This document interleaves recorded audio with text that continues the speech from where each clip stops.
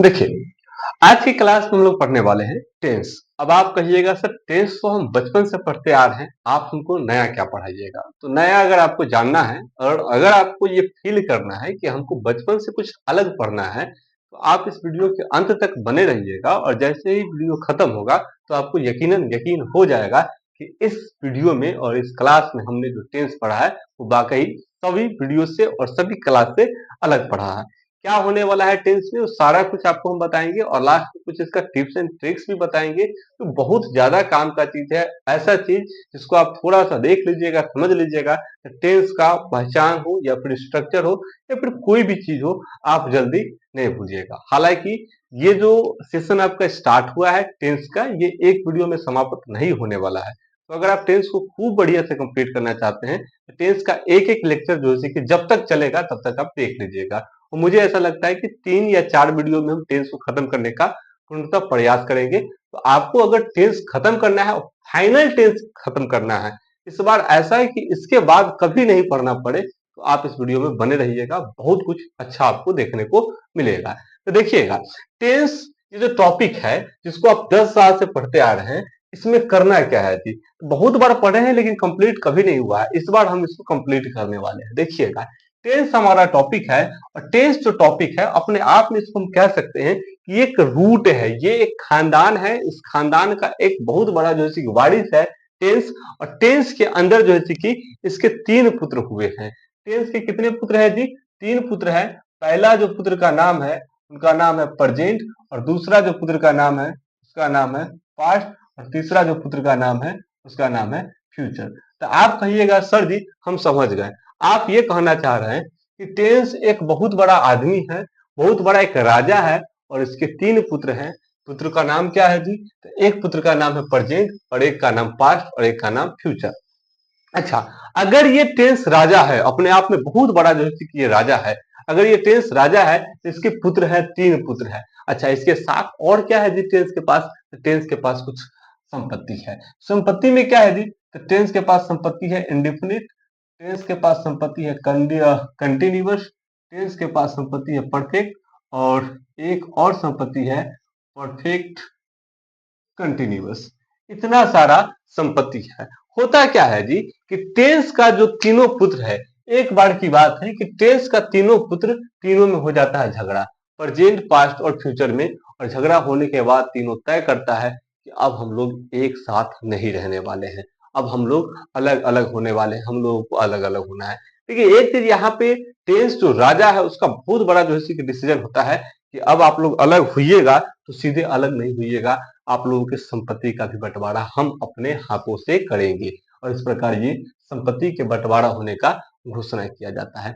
और एक बात हम आपसे पूछना चाहते हैं, अगर किसी संपत्ति का बंटवारा 3 भाई में होगा तो कैसे होगा? संपत्ति का बंटवारा एकदम बरोबर बरोबर होगा। ठीक उसी प्रकार से यहाँ पे प्रेजेंट में, पास्ट में और फ्यूचर में संपत्ति का बंटवारा होने वाला। अब देखिए, टेंस के पास संपत्ति सबसे पहला क्या है? इंडिफिनिट है। अगर ये संपत्ति का बंटवारा करता है तो प्रेजेंट को सबसे पहले ये इंडिफिनिट दिया। अब जरा सोच करके देखिए, हमने पहले ही कहा था कि टेंस बहुत ईमानदार आदमी है, ये किसी भी चीज का बंटवारा करेगा तो बरोबर बरोबर करेगा। अगर ये प्रेजेंट को इंडिफिनिट दिया है, इसका मतलब पास्ट को भी क्या देगा जी? इंडिफिनिट देगा। इसमें कहीं से कोई दो मत की बात नहीं है। अच्छा, आते हैं इधर फ्यूचर में। तो फ्यूचर में क्या होगा जी? तो फ्यूचर को भी इंडिफिनिट मिलेगा। टेंस बहुत ईमानदार आदमी है, कभी भी बेईमानी करने वाला नहीं है। प्रेजेंट को भी इंडिफिनिट मिला, पास्ट को भी इंडिफिनिट मिला, फ्यूचर को भी इंडिफिनिट मिला। मतलब इस संपत्ति के बंटवारा में थोड़ा सा भी झगड़ा दंड नहीं हुआ, बरोबर बरोबर बरोबर पूरा का पूरा बंटवारा हो गया। अच्छा, अब ये संपत्ति का जब बंटवारा हुआ तो फिर दूसरा संपत्ति क्या आया? कंटिन्यूअस। सबसे पहले प्रेजेंट को कंटिन्यूअस दिया गया। अब जैसे ही प्रेजेंट को कंटिन्यूअस दिया गया तो पास्ट भी कंटिन्यूअस मांगा, बोला कि लो भाई तू भी लो। फिर फ्यूचर को कंटिन्यूअस मिलेगा, लो तू भी लो। मतलब सब कुछ बराबर बराबर बंटवारा हो रहा है। आगे देखते हैं परफेक्ट। परफेक्ट का क्या है? प्रेजेंट को अगर परफेक्ट मिला है, प्रेजेंट को अगर परफेक्ट मिला है तो पास्ट को भी परफेक्ट जरूर ही मिलेगा, और इधर फ्यूचर को भी परफेक्ट जरूर मिलेगा। तो प्रेजेंट को भी परफेक्ट मिल गया, पास्ट को भी परफेक्ट मिल गया, फ्यूचर को भी परफेक्ट मिल गया। मतलब तीन संपत्ति का बंटवारा अभी तक प्रेजेंट, पास्ट और फ्यूचर में हुआ है। अब क्या बच गया जी? तो लास्ट एक संपत्ति बच गया, परफेक्ट कंटिन्यूअस। तो फिर यहाँ पे हम परफेक्ट कंटिन्यूअस को देंगे। जैसे ही प्रेजेंट परफेक्ट, प्रेजेंट को मिलेगा तो फिर पास्ट को भी मिलेगा परफेक्ट कंटिन्यूअस, और इधर इसे भी मिलेगा। अब आप कहिएगा कि सर, एक संपत्ति का तीन लोगों के साथ बंटवारा किया गया है, ऐसा इंडेफिनिट मतलब प्रेजेंट पे भी आया है, इंडेफिनिट पास्ट में भी आया है, इंडेफिनिट फ्यूचर में भी आया है। तो एक बात हमको समझ में नहीं आ रहा है सर। हम कहेंगे क्या समझ में नहीं आ रहा है? तो सर बात हमको ये समझ में नहीं आ रहा है कि प्रेजेंट के पास भी इंडेफिनिट है, पास्ट के पास भी इंडेफिनिट है, फ्यूचर के पास भी इंडेफिनिट है। सपोज करते हैं इंडेफिनिट बाहर निकल गया, तो कैसे जानेंगे कि किसका इंडेफिनिट है? हमको तो पता ही नहीं चलेगा कि इंडेफिनिट प्रेजेंट वाला है कि पास्ट वाला है कि फ्यूचर वाला है। तो ध्यान दीजिएगा, हमारा और आपका जो नाम है, क्या ऐसे ही नाम पड़ गया है? नहीं, हमारे और आपके नाम में हमारे पिताजी का, हमारे जो पूर्वज है उनका जो है कि टाइटल लगा हुआ है। आप जिस टाइटल से आपके पिताजी का नाम होगा वही टाइटल आपने लगा होगा। ये टाइटल लगा क्यों है जी? तो अपने पिताजी का टैग लगाने के लिए, उनसे अपना पहचान बनाने के लिए। In the same way indefinite present में भी आया है, पास्ट में भी आया है, फ्यूचर में भी आया है, लेकिन ये सीधे इंडेफिनिट नहीं है। अपने टैग को लेके चलेगा, अपने पूर्वजों का जो टैग है प्रेजेंट, इसको लेकर के चलेगा। ये सीधे इंडेफिनिट नहीं कहेगा, ये कहेगा हम इंडेफिनिट नहीं है, हम प्रेजेंट इंडेफिनिट है। ये कहेगा हम इंडेफिनिट नहीं है, हम पास्ट इंडेफिनिट है। ये कहेगा हम इंडेफिनिट नहीं है, हम फ्यूचर इंडेफिनिट है। In the same way continuous सीधे कंटिन्यूअस नहीं है, ये प्रेजेंट के साथ है तो प्रेजेंट कंटिन्यूअस, ये कंटिन्यूअस पास्ट के साथ है तो पास्ट कंटिन्यूअस, ये कंटिन्यूअस फ्यूचर के साथ है तो फ्यूचर कंटिन्यूअस। फिर आइए, ये परफेक्ट है क्या? नहीं जी, ये है प्रेजेंट परफेक्ट, ये है पास्ट परफेक्ट, और ये है फ्यूचर परफेक्ट। फिर इधर आइए, परफेक्ट कंटिन्यूअस है क्या? ये डायरेक्ट परफेक्ट कंटिन्यूअस है? नहीं, ये प्रेजेंट परफेक्ट कंटिन्यूअस है, ये पास्ट परफेक्ट कंटिन्यूअस है, और ये फ्यूचर परफेक्ट कंटिन्यूअस है। तो एक चीज तो आपको समझ में आ रहा होगा कि एक टेंस है, एक रूट है, और इस टेंस से तीन इनके पुत्र बने हैं, एक प्रेजेंट, दूसरा पास्ट और तीसरा फ्यूचर। और सब में संपत्ति का बंटवारा हुआ है। प्रेजेंट में चार आया है, पास्ट में चार आया है, फ्यूचर में चार आया है। प्रेजेंट में क्या आया? तो present indefinite, present continuous, present perfect, present perfect continuous, past indefinite, past continuous, past perfect, past perfect continuous, future indefinite, future continuous, future perfect, future perfect continuous. उम्मीद है कि जो टेंस है और इसका जो रूट है, रूट से ब्रांचेस कैसे बने हैं, ये चीज आपको अभी तक में समझ में आ रहा। अब हम लोग क्या समझेंगे? तो अब ये समझ में आ गया हमको कि एक रूट से कैसे ब्रांचेस बने हैं टेंस में। अब हम लोग समझेंगे कि एक एक ब्रांचेस को कैसे पढ़ा जाता है। जरा एक चीज ध्यान दीजिएगा, एक टेंस में इस टेंस का तीन टेंस बन गया एक टेंस से, और सब में चार चार है, चार इसमें है, चार इसमें है, चार इसमें है। जरा देखिए कितना हो गया, चार चार आठ और चार 12, मतलब टेंस का संख्या कितना हो गया जी? 12। टोटल 12 टेंस पढ़ना है हम। कितना टेंस पढ़ना है जी? 12 टेंस। इसी 12 टेंस को पढ़ना है, और आपको बता दे कि 12 टेंस को एकदम सटीक और बढ़िया तरीके से आपको हम पढ़ाएंगे, ऐसा कि इसके बाद जीवन में कभी भी टेंस नहीं पढ़ना पड़ेगा। अदरवाइज हम बात करें तो मुझे ऐसा लगता है कि अभी ये वीडियो जितने भी लोग देख रहे होंगे, इस वीडियो को देखने से पहले और टेंस को पढ़ने से पहले जीवन में 10 बार कम से कम टेंस पढ़े होंगे, लेकिन फिर भी कंप्लीट नहीं हुआ हो। कोई भी टीचर इंग्लिश पढ़ाना जब स्टार्ट करता था, टेंस से स्टार्ट करता, लो टेंस, लो टेंस, लो टेंस, करते रहिए टेंस टेंस, खेलते रहिए टेंस टेंस। और जैसे ही पास्ट पर गए कि बातें खत्म, खेल खत्म, दुकान बंद। ऐसे ही होता है। तो देखिए, हम लोग पूरा फ्यूचर को पढ़ेंगे, प्रेजेंट से स्टार्ट करेंगे और फ्यूचर तक जाएंगे। और टेंस का संख्या पूरा कितना हो गया जी? 12। कैसे हुआ वो भी समझ में आया। एक बात आपको हम बता दे रहे हैं, एक टेंस में हम 6 गो स्ट्रक्चर पढ़ेंगे, तो 12 गो में कितना पढ़ेंगे?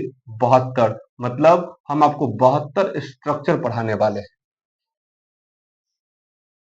72 स्ट्रक्चर, अब सोचिए कि 72 स्ट्रक्चर आपके दिमाग में हम कैसे डालेंगे, लेकिन डालेंगे।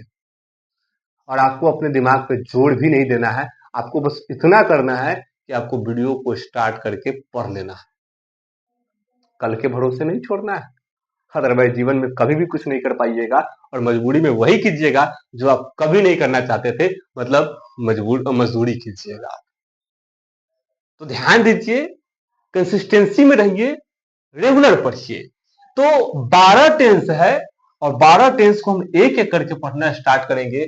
और आप ही बताइए कि 12 टेंस में अगर हम बात करें तो सबसे पहले किसको पढ़ेंगे, प्रेजेंट, पास्ट और फ्यूचर, किसको पढ़े, प्रेजेंट को। प्रेजेंट में भी सबसे पहले किसको, इंडिफिनिट को, मतलब प्रेजेंट इंडिफिनिट। तो यहां से अब हम चीजों को पढ़ना स्टार्ट करेंगे। तो चलिए आगे देखते हैं, एक बार आप इसका स्क्रीनशॉट ले लीजिए, उसके बाद हम आगे देखते हैं। चलिए, तो एक एक करके हम present indefinite, present continuous, present perfect सबको पढ़ेंगे, लास्ट तक पढ़ेंगे, एक एक करके पढ़ेंगे। इसमें सबसे पहले जो हम चीज स्टार्ट करेंगे उस टॉपिक का नाम होगा प्रेजेंट इंडेफिनिट। लेकिन एक चीज ध्यान दीजिएगा, सब चीजों को स्टार्ट तो हम कर ही देंगे, तो उसके साथ साथ जैसे कि अलग से कुछ चीज हम बताते जाएंगे, उसको आप ध्यान में लेते हुए चलिएगा, ताकि सब कुछ आपको बढ़िया से समझ में आते रहे। तो हम क्या स्टार्ट करेंगे, सबसे पहला टॉपिक प्रेजेंट इंडेफिनिट, मतलब 12 जो टेंस है उसमें सबसे पहला चीज प्रेजेंट इंडेफिनिट हम स्टार्ट करेंगे। कि प्रेजेंट इंडेफिनिट को बहुत लोग सिंपल प्रेजेंट टेंस भी कहता है, तो आप इसको सिंपल प्रेजेंट टेंस भी कह सकते हैं, प्रेजेंट इंडेफिनिट भी कह सकते हैं, बात वही है। प्रेजेंट इंडेफिनिट को जब हम स्टार्ट करते हैं तो सबसे पहले हम ये जानेंगे कि प्रेजेंट इंडेफिनिट में किस प्रकार का सेंटेंस पाया जाता है, मतलब कैसे हिंदी वाक्य को हम प्रेजेंट इंडेफिनिट कह सकते हैं। तो इसका आप अक्सर देखे होइएगा, तो अक्सर टीचर लोग क्या बताते हैं कि जिस हिंदी वाक्य के अंत में क्रिया प्लस ता है, क्रिया प्लस ती है, क्रिया प्लस ते है लगे होते हैं, वही प्रेजेंट इंडेफिनिट होते हैं। तो ये तो जनरल टीचर बताता है, हम आपको सीधे कहते हैं कि उतना लंबा चौड़ा हमको डिफिनीशन नहीं लिखना है, हमको बस क्रिया प्लस ता है लिख देना है, बात इतना ही रहेगा, इतना ही से हमारा सब कुछ फाइनल हो जाएगा। अब बात यहाँ पे आता है कि सर क्रिया प्लस ता है, उतना लंबा चौड़ा जो हम पहले लिखते थे उसका क्या करें। तो जरा सोच करके देखिए ना, क्रिया तो क्रिया ही है, इसमें कभी कोई बदलाव होने वाला नहीं है। ये जो ता है ये ता ही है, और है ही रहेगा, ये हमेशा खाली बदलते रहता है। तो ये बदलता कब है जी, तो वो आपको भी पता है, अगर लड़का है तो ता है, और लड़की है तो ती है। अब बहुत से सारे लोग हैं तो ते है, तो क्रिया प्लस ता है, क्रिया प्लस ती है, क्रिया प्लस ते है। चेंज अपने अकॉर्डिंग आप कर लीजिएगा। आप ज्यादा चीजों को लंबा लिखने की कोशिश कीजिएगा तो ज्यादा लंबा आपको याद करना पड़ेगा, ज्यादा लंबा याद करना पड़ेगा, ज्यादा लिखना पड़ेगा, और यही चीज आपके माथा के दर्द बनेगा, पढ़ाई छोड़ दीजिएगा, आपको पढ़ाई भारी लगने लगेगा। पढ़ाई को भारी नहीं बनाइए, पढ़ाई को कॉन्सेप्ट में समझिए, पढ़ाई को लॉजिक में समझिए, तब मजा आएगा।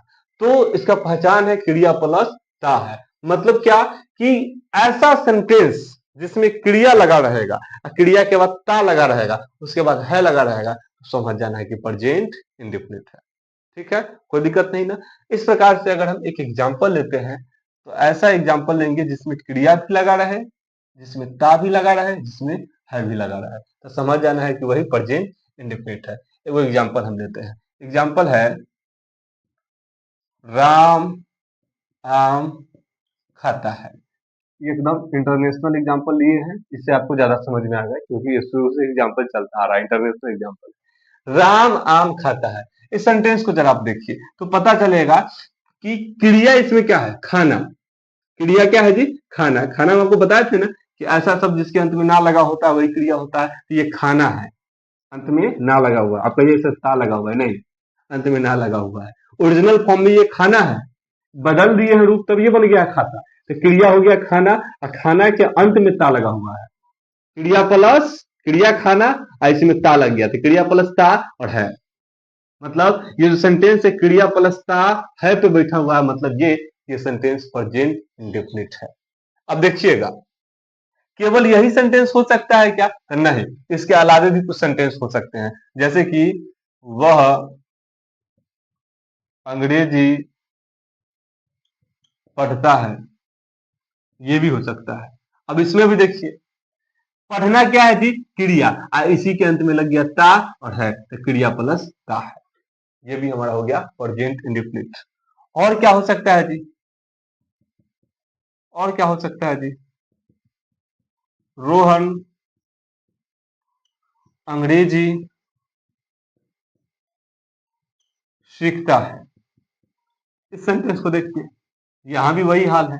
सीखना क्रिया है, ऐसी क्रिया के अंत में ता लग गया, है लग गया, तो क्रिया प्लस ता है, मतलब ये प्रेजेंट इंडेफिनिट है। तो इस प्रकार से ऐसा ऐसा अगर आपको एग्जाम्पल दिखाई देगा, ऐसा ऐसा सेंटेंस दिखाई देगा इसमें क्रिया रहेगा, क्रिया के बाद ता रहेगा, उसके बाद है रहेगा, तो आपको समझ जाना है ये सेंटेंस कोई दूसरा नहीं, प्रेजेंट इंडेफिनिट है।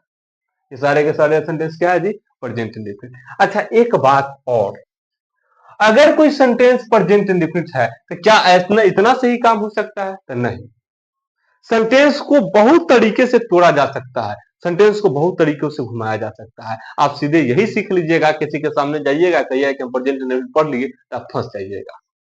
वो पूछवे नहीं करेगा कि रोहन अंग्रेजी पढ़ सीखता है, वो पूछेगा कि रोहन क्यों अंग्रेजी सीखता है, इसका ट्रांसलेशन बना, तब आप फंस जाइएगा। तो इसीलिए यहाँ पे हम क्या करेंगे जी? यहाँ पे हम ये सीखेंगे कि एक सेंटेंस को ज्यादा से ज्यादा कितने तरीका से तोड़ा मोड़ा जा सकता है।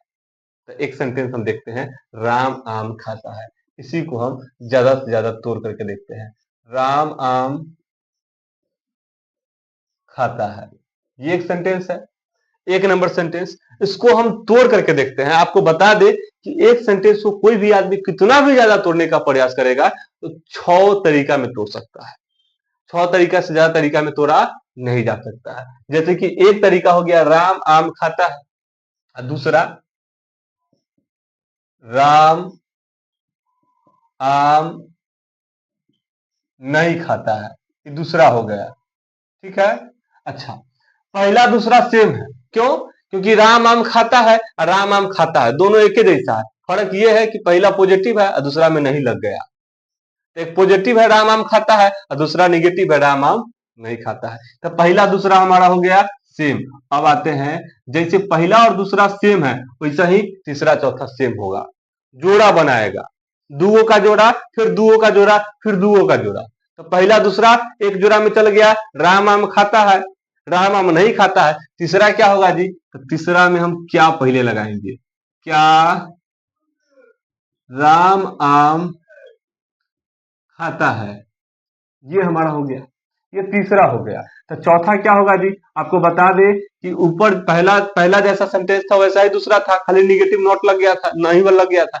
ठीक उसी प्रकार से क्या से ये शुरू हुआ है तो चौथा भी क्या से शुरू होगा, लेकिन नहीं लग जाएगा, तो बनेगा क्या राम आम नहीं खाता है। ये चौथा सेंटेंस हो गया। तो पहला दूसरा सेम है क्योंकि राम से शुरू हुआ है, तीसरा चौथा सेम है क्योंकि क्या से शुरू हुआ है। तो अभी तक हम एक सेंटेंस को 4 तरीका में बनाए, 4 तरीका में तोड़े हैं। अब क्या करेंगे जी? इसी सेंटेंस को पांचवा और छठा जोड़ा में बनाएंगे।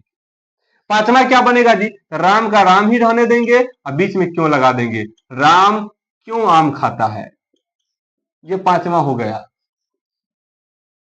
और छठा हो जाएगा राम, आप ही जानते हैं, राम क्यों आम नहीं खाता है।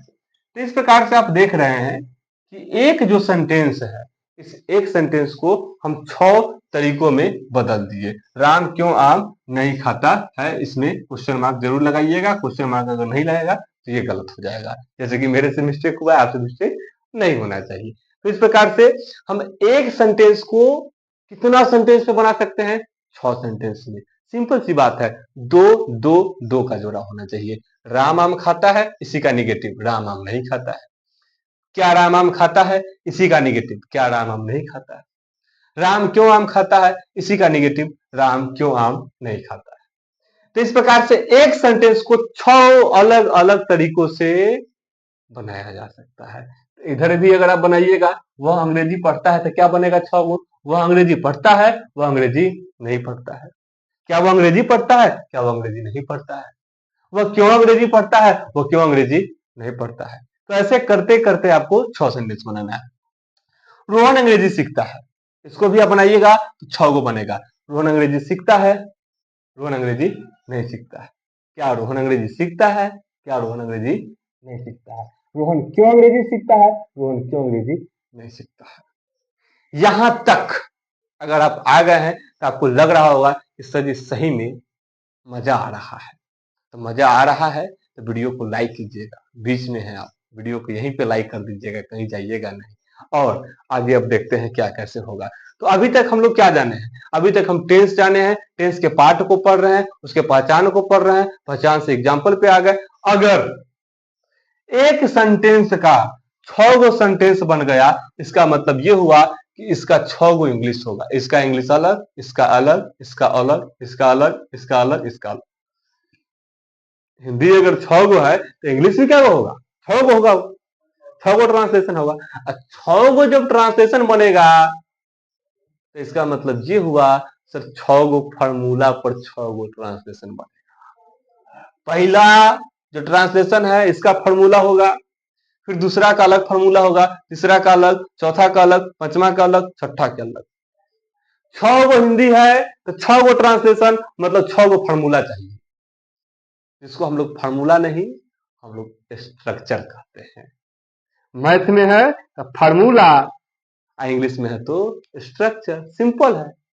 तो अब हम लोग जानेंगे कि पहचान तो सीख गए, एग्जाम्पल भी जान गए। Now turn is about structure.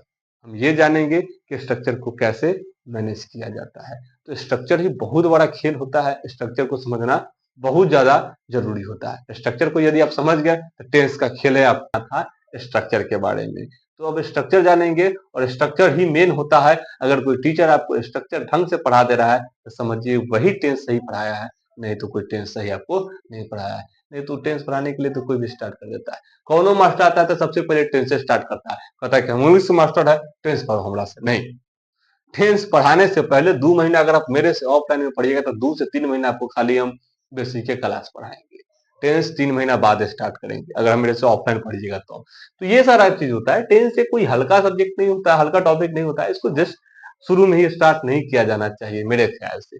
चलिए अब आते हैं टेंस के स्ट्रक्चर की तरफ, जो कि मेन होता है। अगर आप इसको समझ लिए तो टेंस का पूरा खेल आप समझ लिए। और हमको ऐसा लगता है कि इस वीडियो को अगर आप लास्ट तक देखिएगा तो टेंस में प्रेजेंट इंडेफिनिट ही नहीं, पास्ट इंडेफिनिट, फ्यूचर इंडेफिनिट सब आपका कंप्लीट हो जाएगा। पूरा 11 के 11 जो रेस्ट है सब कंप्लीट हो जाएगा। फिर भी हल्का हल्का पढ़ने का जरूरी पड़ेगा, लेकिन इतना ढंग से कंप्लीट हो जाएगा कि सब कुछ आपके लिए बहुत ही ज्यादा आसान हो जाएगा। तो देखिए स्ट्रक्चर को जब हम पढ़ना स्टार्ट करेंगे तो स्ट्रक्चर में होता क्या है जी। स्ट्रक्चर में सबसे पहले आपका सब्जेक्ट होगा, उसके बाद वर्ब 1 होगा या वर्ब 5 होगा, प्लस में ऑब्जेक्ट होगा, प्लस में एक्सटेंशन होगा। ये हम आपको बताए थे कि अगर हिंदी 6 गो है तो इसका फॉर्मूला बोले तो स्ट्रक्चर भी क्या होगा जी, 6 गो होगा। तो इस प्रकार से हम 6 गो स्ट्रक्चर इसका हम बनाने वाले हैं। अच्छा, हिंदी में हम क्या बताए थे कि एक प्रकार का सेंटेंस जोड़ा बनाया हुआ है। देखिएगा कैसे जोड़ा बनाया हुआ है। तो पहला और दूसरा जो सेंटेंस है ये जोड़ा बनाया हुआ है साथ में, फिर तीसरा और चौथा जो सेंटेंस है ये जोड़ा बनाया हुआ है साथ में, और पांचवा छठा सेंटेंस जोड़ा बनाया हुआ है। जैसे पहला दूसरा जोड़ा, तीसरा चौथा जोड़ा, पंचमा और छठा जोड़ा बनाया हुआ है। कैसा जोड़ा है जी, तो ध्यान दीजिएगा। राम आम खाता है, और दूसरा भी रामे से शुरू हुआ है, आमे से शुरू हुआ है, खाता है, यहीं पे खत्म हुआ। फर्क इतना है कि इसी में नहीं लग गया है। राम आम खाता है, राम आम नहीं खाता, नहीं को हटा दीजिए तो बात बराबर है। समझ में आ रहा ना बात? मतलब पहला दूसरा सेम चीज है। अच्छा, जैसे पहला दूसरा सेम है उसी प्रकार से तीसरा चौथा सेम है। क्या से शुरू हुआ है, इधर राम से शुरू हुआ था, यहाँ क्या से शुरू हुआ है, तो तीसरा भी क्या से शुरू हुआ है, चौथा भी क्या से शुरू हुआ है, तो सेम हुआ कि नहीं। क्या राम आम खाता है, क्या राम आम नहीं खाता, बस नहीं का अंतर हो जाता है। पांचवा और छठा देखिए, राम क्यों आम खाता है, छठा ऐसा ही होगा, खाली नहीं लग जाएगा, राम क्यों आम नहीं खाता है। मतलब ये कि पहला दूसरा सेम है, तीसरा चौथा सेम है, पांचवा छठा सेम है। तो जब सेम सेम है तो स्ट्रक्चर भी क्या होगा, सेम सेम। तो पहला स्ट्रक्चर सब्जेक्ट प्लस वर्ब या verb 5 plus subject plus extension है। एक बात और बता दे रहे हैं थोड़ा अलग से, कि कोई भी टेंस हो, कोई भी सेंटेंस हो, उसमें कुछ चीज है जो लास्ट में फिक्स है कि वो लगबे करेगा। जैसे कि वर्ब, उसके बाद ऑब्जेक्ट, और उसके बाद एक्सटेंशन। क्या लगेगा जी लास्ट में? वर्ब, ऑब्जेक्ट और एक्सटेंशन, ये फिक्स है कि लगेगा ही लगेगा। तो स्ट्रक्चर में शुरू का चीज अभी आपको पता नहीं है, लेकिन लास्ट का चीज पता चल गया। और लास्ट में कभी भी जीवन में अब याद नहीं किस जगह, चाहे प्रेजेंट इंडेफिनिट हो, प्रेजेंट कंटिन्यूअस, चाहे कोई भी टेंस हो, लास्ट वाला चीज याद आपको नहीं करना। अभी अभी लिख लीजिए कि लास्ट में वर्ब लगेगा, ऑब्जेक्ट लगेगा, एक्सटेंशन लगेगा, बात खत्म, यही लगेगा। वर्ब, ऑब्जेक्ट और एक्सटेंशन, ये लास्ट में फिक्स है। चलिए यहां तक कोनो दिक्कत नहीं ना? चलिए आगे देखिए। यहां देखिए तब जो बात हम बताए वो बात यहां टकरा रहा है कि नहीं? तो वर्ब, ऑब्जेक्ट, एक्सटेंशन टकरा रहा है सब। शुरू में सब्जेक्ट आ गया। चलिए दूसरा सेंटेंस देखिए। सब्जेक्ट आया है, अब बगल में डू या does plus not plus verb one plus object plus extension आया है। हम आपको एक बात बताए, अभी जस्ट कई देर पहले बताए कि वर्ब, ऑब्जेक्ट और एक्सटेंशन लास्ट में सेम होता है। देखिए वर्ब, ऑब्जेक्ट, एक्सटेंशन है कि नहीं? चलिए मतलब दूसरा में भी हमको वर्ब, ऑब्जेक्ट और एक्सटेंशन याद करना नहीं पड़ेगा। अब कहिएगा सर जी ये सब हमको तो याद करना पड़ेगा। चिंता नहीं कीजिए, इहो याद नहीं करना पड़ेगा। चलिए पहला दूसरा सेम है, कौनो दिक्कत नहीं। तीसरा चौथा पे आया जाए भाई। जैसे पहला दूसरा सेम है यहाँ पे, तो यहाँ भी सेम। तो तीसरा चौथा यहाँ सेम है तो यहाँ भी सेम होगा। कैसे? तो यहाँ पे जो डू डज है ये पहले आ जाएगा, तो डू डज प्लस में सब्जेक्ट प्लस में verb one plus object plus extension. आप घबराइएगा नहीं, सब बात आपको समझ में आएगा। देखिए हमने क्या बताया था कि लास्ट में कुछ हो, लेकिन ये चीज कभी नहीं छूटेगा, वर्ब, ऑब्जेक्ट और एक्सटेंशन। देखिए तो वर्ब, ऑब्जेक्ट, एक्सटेंशन छूटा क्या? नहीं ना? तो लास्ट सेम है। चौथा ये do does plus subject plus not plus verb one plus object plus extension. अभी भी जांच करके आप देख लीजिए, लास्ट वाला कभी भी गलत नहीं होने वाला है। वर्ब आया, ऑब्जेक्ट आया, एक्सटेंशन आया, बस। याद नहीं ना करना पड़ रहा अंतिम में। हाँ बीच में फंसना है तो फंस जाइएगा, लेकिन अंतिम में नहीं फंसिएगा। और वो बीच में हम आज शुरू में हम अभी के अभी कंप्लीट कराते रहे, खाली वीडियो में बने रहिएगा। चलिए तो तीसरा चौथा भी हो गया। पंचमा और छठा में आते हैं। यहाँ पे क्या होगा जी? तो यहाँ पे क्वेश्चन वर्ड होगा प्लस डू या डज होगा plus subject plus verb one plus object plus extension होगा। यहाँ भी देखिए वर्ब, ऑब्जेक्ट, एक्सटेंशन, कोई दिक्कत नहीं ना? मतलब लास्ट में फिक्स होवे करेगा। हम जो बता दिए सो लकीर का फकीर है, कभी भी बदलने वाला नहीं है बउआ। क्वेश्चन वर्ड प्लस डू या does plus subject plus not plus verb one plus object और प्लस में एक्सटेंशन। इसको भी देखिए वर्ब, ऑब्जेक्ट, एक्सटेंशन। बदला क्या सर? मस्त बात बता रहे हैं जी। ये बात तो हम शुरू से लिख रहे थे, लेकिन कभी गौर ही नहीं किए थे। आज गौर कर लीजिए, जीवन में कभी भी याद नहीं करना पड़ेगा। राजन सही से पढ़ रहे हैं, मेहनत नहीं करवाएंगे, खाली हम मेहनत करेंगे। खाली आपको कंसिस्टेंसी के साथ काम करना है। आपको आना है, अब पढ़ना है, बाकी बात मेहनत मेरा काम। बस यही कंसिस्टेंसी के साथ खाली आपको पढ़ना है, बस रेगुलर पढ़ना है, इसके अलावा कुछ नहीं। सब कुछ दिमाग में हम सिखाएंगे नहीं, दिमाग में जाकर इंस्टॉल हो जाएगा, वो जाएगा अब बारिश की तरफ पकड़ लेगा, दिमाग को छोड़िए नहीं सकता। देखिए आगे देखिए।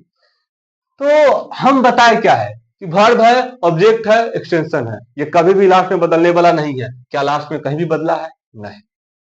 अब कहिएगा सर इसका कॉन्सेप्ट हमको समझ में आ गया, लास्ट वाला, शुरू वाला कैसे याद होगा, ये समझाइए। एक बात बताते हैं, ये जो हिंदी सेंटेंस आप पढ़े हैं तो जरा गौर कीजिए, हर एक सेंटेंस के बाद निगेटिव सेंटेंस आया है। मतलब ये हमारा पॉजिटिव है, ये हमारा निगेटिव है, फिर ये पॉजिटिव है, ये निगेटिव है, फिर ये पॉजिटिव है, ये निगेटिव है। एक बात बताइए, अगर सेंटेंस पॉजिटिव है तो ठीक है, निगेटिव है तो काया है? नहीं।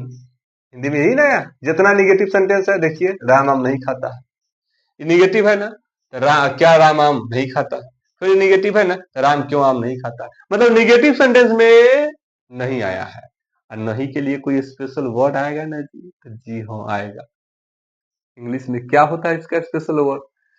इंग्लिश में इसका स्पेशल वर्ड होता है नॉट। क्या होता है जी? नॉट। क्या होता है जी? नॉट। यही आता है। तो ध्यान दीजिएगा, नोट का जो जगह है एकदम फिक्स कर लीजिए, एकदम बढ़िया से गोला गोला कर लीजिए, गोला गोला कर लीजिए। ये हमेशा 3 पर आएगा। कहाँ आएगा जी? 3 पर। एकदम काउंट कर लेना, 1 2 3, ये है नॉट, ये लगेगा नॉट। देखिए, पॉजिटिव सेंटेंस, ये निगेटिव, ये पॉजिटिव, ये निगेटिव, ये पॉजिटिव, ये निगेटिव। आई में कोनो दिक्कत नहीं ना? चलिए, पॉजिटिव में नोट लगेगा? नहीं। पॉजिटिव में कैसे लगाइएगा सर? निगेटिव में नोट लगेगा, मतलब यहाँ नोट लगेगा। आइए, कहाँ लगता है नोट? तो तीसरा स्थान पे। तो सब्जेक्ट 1 हुआ, डू डज 2 हुआ, नॉट 3 हुआ। अब कहिए सर डू 1 और डज 3, यहाँ पर नोट लगाइएगा। नहीं, सब्जेक्ट 1 और डू डज सलेस में है, मतलब डू डज में से कौन एक के वो रहेगा? दोनों एक चीज है। तो सब्जेक्ट 1 और डू डज 2 और नॉट तीसरा स्थान पे, ये आ गया। तो नॉट तीसरा स्थान पे आया कि नहीं? हम जैसा बताए थे, हाँ आया। चलिए ठीक है। अब ये पॉजिटिव है, ये निगेटिव है। निगेटिव में क्या होता है? नॉट आता है। कहाँ आता है? तीसरा स्थान पे। तो डू डज 1, सब्जेक्ट 2, नॉट 3। आ रहा है कि नहीं? अच्छा, पंचमा सेंटेंस तो पॉजिटिव है, यहाँ तो नोट लगभग नहीं करेगा। छठा निगेटिव है, यहाँ लगेगा। लेकिन ध्यान दीजिएगा, जो क्वेश्चन वर्ड आया है ना, ये थोड़ा फालतू हमको लग रहा है।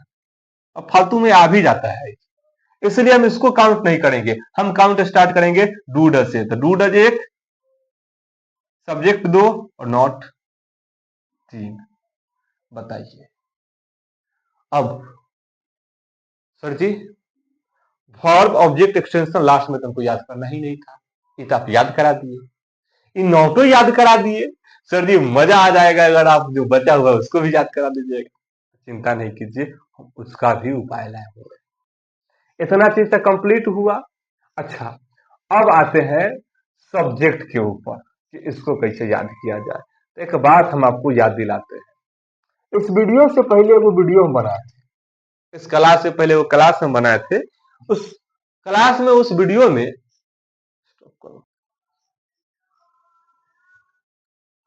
तो अभी तक हम लोग ये जाने हैं कि ये सब्जेक्ट पूरा का पूरा जैसे कि वर्ब ऑब्जेक्ट और एक्सटेंशन लास्ट में सेम है, वो लास्ट में आता ही है। नॉट हमेशा तीसरे जगह पे आता है, ये भी हम लोग जान गए। अब हम लोग क्या जानेंगे? अब हम लोग ये जानेंगे कि सर नॉट तक हमारा क्लियर हो गया, इधर नॉट तक हमारा क्लियर हो गया। अब हमको बताइए कि सर नॉट के अलावे जो पहले का चीज है ये कैसे याद होगा। तो देखिए, पहले हमारा 2 चीज बच गया। अब 2 चीज में क्या बचा है जी? तो एक सब्जेक्ट बचा है और दूसरा हेल्पिंग वर्ब बचा है। तो देखिए, सब्जेक्ट और हेल्पिंग वर्ब को समझने के लिए थोड़ा सा आपको वीडियो में पेशेंस के साथ रुकना पड़ेगा, तब आपको बात समझ में आएगा। और जब समझ में आएगा तो जीवन में कभी भी दिक्कत नहीं होगा। सुनिए, बात यह है कि सब्जेक्ट और हेल्पिंग वर्ब के विषय में हम थोड़ा सा पहले भी आपको बताए थे कि हेल्पिंग वर्ब का मतलब क्या होता है। तो हेल्पिंग वर्ब का मतलब होता है जो वर्ब हेल्प करता है वही हेल्पिंग वर्ब कहलाता है। ऐसा वर्ब जो हेल्प करे वही हेल्पिंग वर्ब कहलाता है। अच्छा, ये हेल्पिंग वर्ब मतलब हेल्प करने वाला हम समझ गए सब, लेकिन हेल्प करेगा किसका? हेल्प करता है किसका? ये समझिए। तो समझिए, ये जो हेल्पिंग वर्ब है ना, सदैव हेल्प करता है सब्जेक्ट का। इसका आप ये कह सकते हैं कि लैला मजनू का दोस्ती है, राम लक्ष्मण का भाई बनती है, रावण और मेघदूत का भी उसी की भाई बनती है, मेघनाथ का भाई बनती है। तो ऐसा कुछ इस दोनों में ऐसा बॉन्डिंग है कि ये कभी भी बॉन्डिंग नहीं टूटता है। किसके बीच में? हेल्पिंग वर्ब और सब्जेक्ट के बीच में।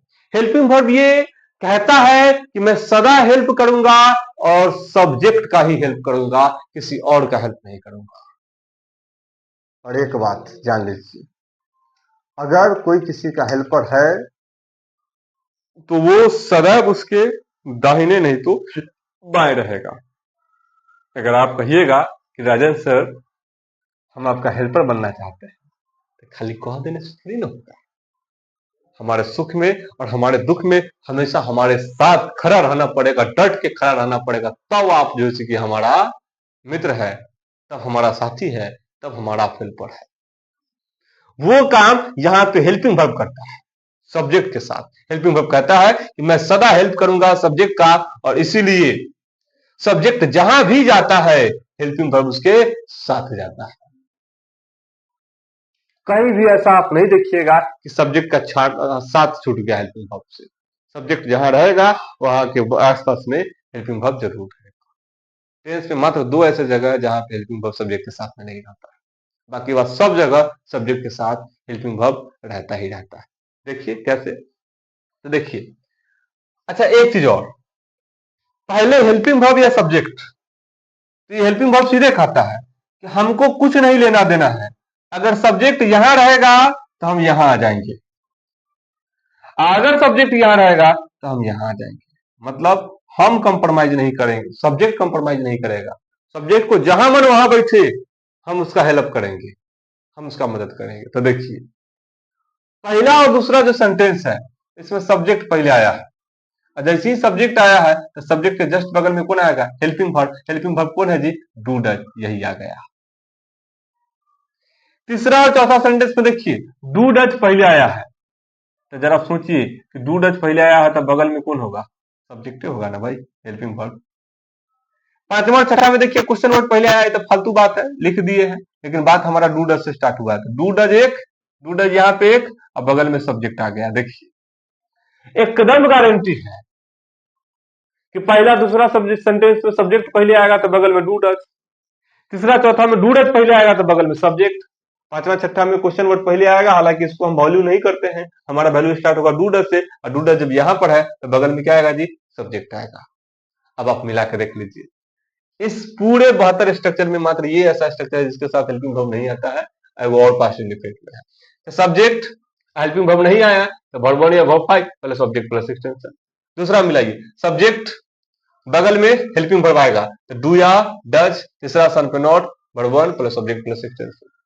तीसरा में आइए, तीसरा और चौथा में डू डज पहले आ गया, तो जैसे पहला दूसरा सेम था सब्जेक्ट से शुरू हुआ है, ठीक उसी प्रकार से तीसरा और चौथा सेम होगा क्योंकि ये डू डज से स्टार्ट होगा। तो डू डज एक, बगल में subject, verb 1 plus subject plus extension.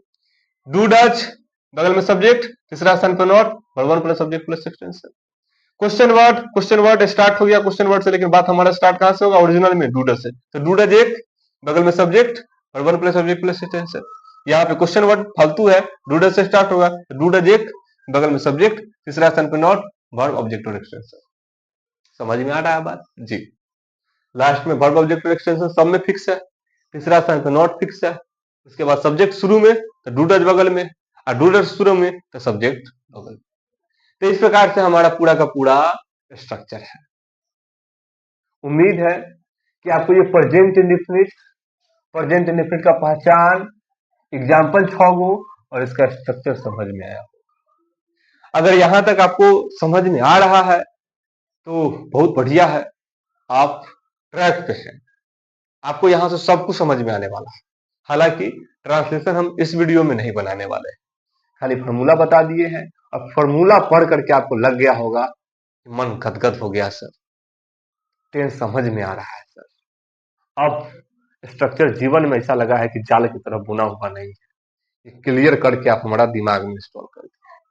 अगर थोड़ा बहुत बच गया होगा अगला वीडियो में हम पूरा कंप्लीट कर देंगे इसको।